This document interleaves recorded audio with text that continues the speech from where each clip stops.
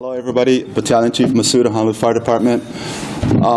As another question on top of what John's already asked, how many of you have already submitted your letters for the intent to comply? Thank you so much. We have, to date, I believe we've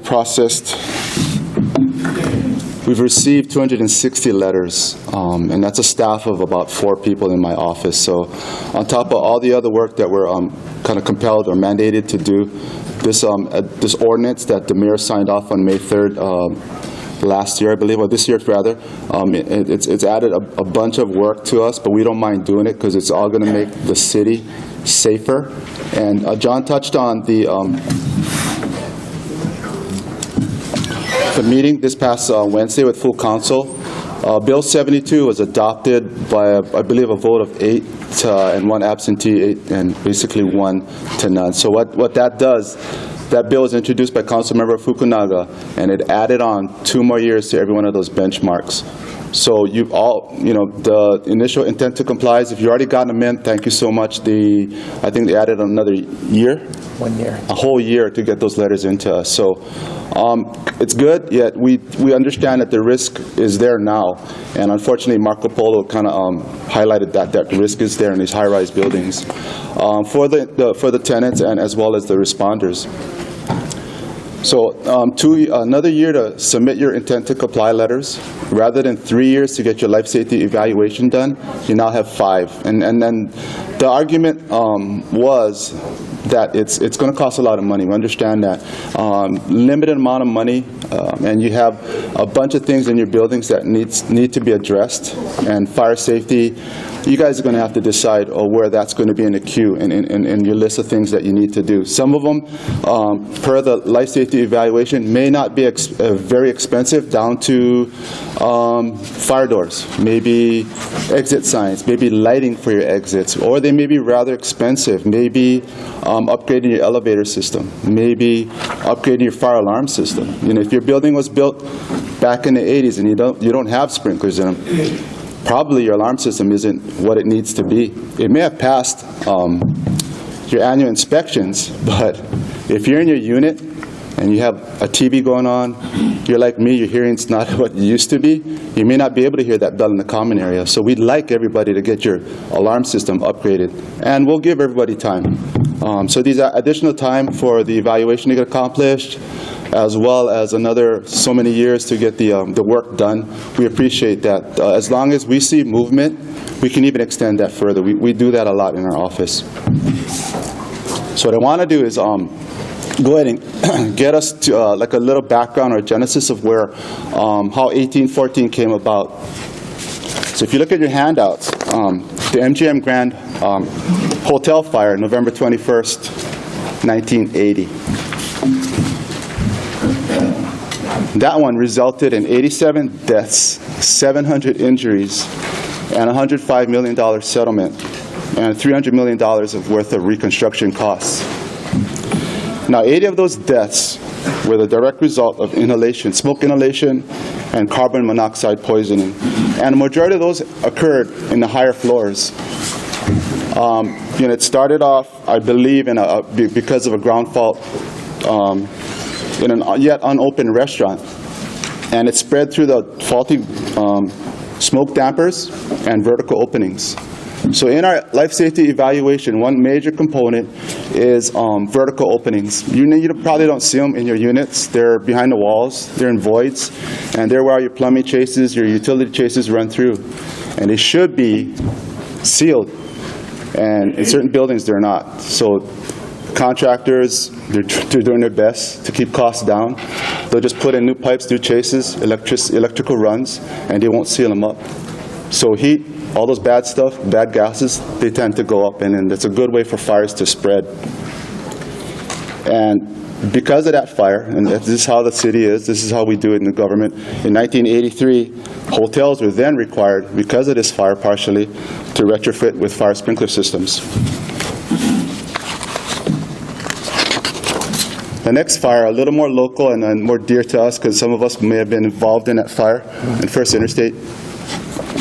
That happened on April Fool's Day 2000.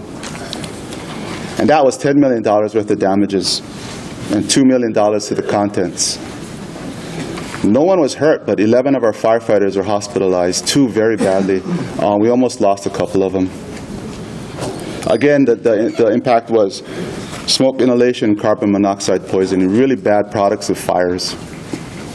And another cause was electrical, something we're not aware of. It's usually behind walls and hidden behind the walls, not something that we're typically aware of. And after that, 2001, the commercial buildings were mandated to install fire sprinkler systems. And the next page, the Marco Polo condominium fire, July 14, 2017. The cause, yet undetermined. There's so many things that could have caused that fire, and there's a lot going around because everybody wanted the fire department particularly, to figure out exactly what caused this one. Because there were so many things that could have caused that fire, we weren't able to determine the specific cause. But there are many, many different opportunities for that fire to start that are pretty generic. Could happen to anybody at any time. And that one resulted in 4 deaths. One of our firefighters was treated at the hospital and released. Somebody I came up through recruit class with a long time ago. So for us, the risk is real. It's there. It's what we signed up to do, yes. But if we can do anything to minimize that risk to us and to you folks as well, we're going to try hard to do it as much as we can. And that's why we're sitting in front of you. So thank you to the DCCA and CAI for this opportunity to speak in front of everybody. So because of that fire, the city administration decided to reconvene the RFSAC, which is the Residential Fire Safety Advisory Committee. They did one back in 2005, and nothing really came out of that one. So the mayor said right off the bat, right after the big fire, let's go and mandate sprinklers throughout. Great, but is that a realistic call there? He didn't realize, it wasn't realized how much the impact would be to the tenants in the buildings. The cost is significant. And for the fire department, yes, that's great. Everything gets sprinkled. We love those things. There's no equivalency at this point still for a fire sprinkler, whether it's a residential 1 or 2 family home, whether it's a townhouse, whether it's a high-rise. More so in a high-rise because of the risk. So the first meeting for the Residential Fire Safety Advisory Committee happened on September 8th. And a number of people throughout the community was involved in that one. We had people from the AIAI, American Institute of Architects. We've had people from the building industry. We've had representatives from the Department of Budget and Finance, planning and permitting. HCCA was involved as well. So it was that ordinance, 1814, that the mayor did sign off on was based on recommendations from this Residential Fire Safety Advisory Committee. And one huge component of that was generating the life safety evaluation. And Cap Mukliho, right after my speech, will talk to you a bit about that to kind of explain it in layperson's terms. Be aware that it was generated by engineers for engineers to go and do the evaluations throughout your buildings. And each of those things that I touched on, the fire alarm system, your exits, your vertical openings, all give you a score. And in your composite score, will tell you where you need to be, what you need to go and fix to get a passing score. And Bill 72 signed off this past Wednesday, allows you more time to get that accomplished. And you guys go vote as an organization, yeah, we want to go ahead and do it, or we don't want to do anything, we'll opt out of it. But I would suggest that you hire someone to go get this done. And there was fears out initially before Bill 72 was adopted, and the main reason why it was pushed back a couple of years, that it was out there that the evaluation itself may cost up to $150,000, and probably not realistic. And we had more realistic price schedule is what Chief Patakos quoted in the newspaper the other day in his on the front page. It's more like $50 per unit, and that was from a very reputable engineering company that we deal with often. So let's say the City Council adopted Bill 69 and turned to 1814. The vote was 8-1, and I can tell you who voted nay on that one, and I'll tell you later. But Mayor Caldwell signs it May 3rd, and here we are today. Number of the letters, a stack of intent to comply letters, all our time spent over at council, Councilmember Fukunaga, committee meetings, full council, since July last year to this point, and we're where we need to be, where we'd like to be, which is ultimately a safer building for all of us. These buildings, unlike buildings on the mainland, they don't get demolished. They're part of our infrastructure. They're going to be there forever.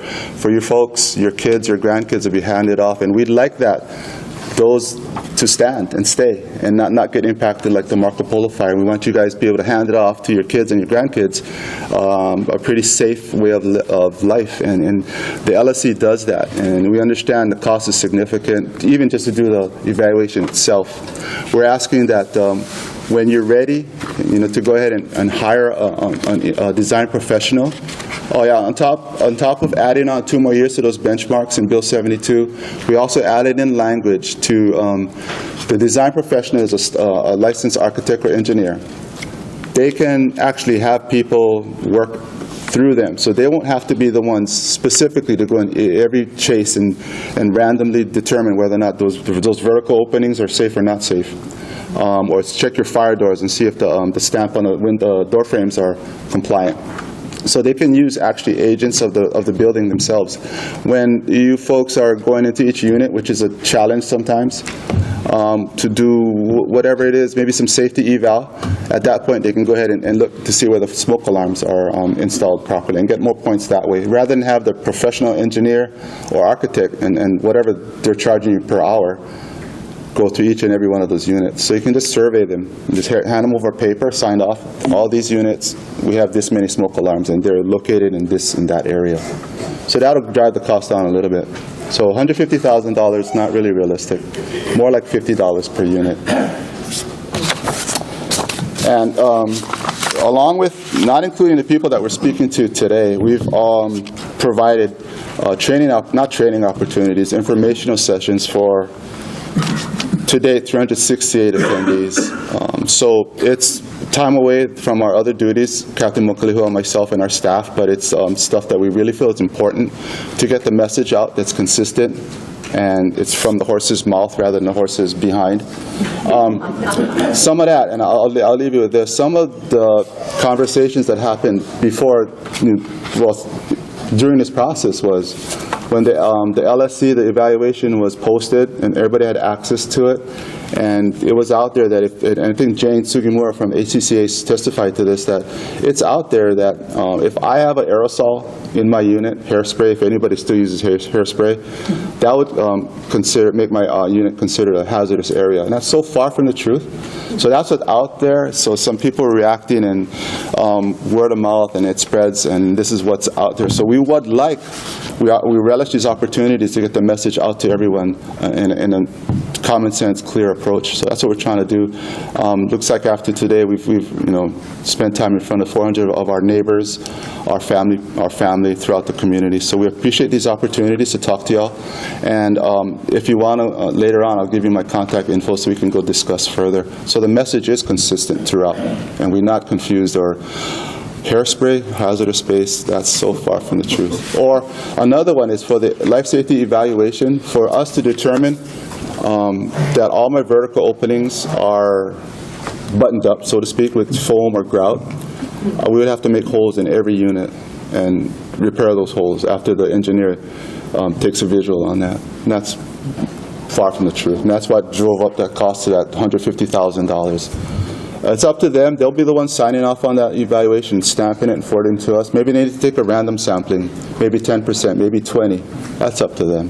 When they sign off on it, we're okay with it. We'll assume that the design professionals, the people with the background and the education, signed off your building, gave you this score, and we're good with that. We appreciate that from them. We don't have the manpower to do that, and we don't have the technical ability to do that, but we appreciate that. So look forward to the questions after.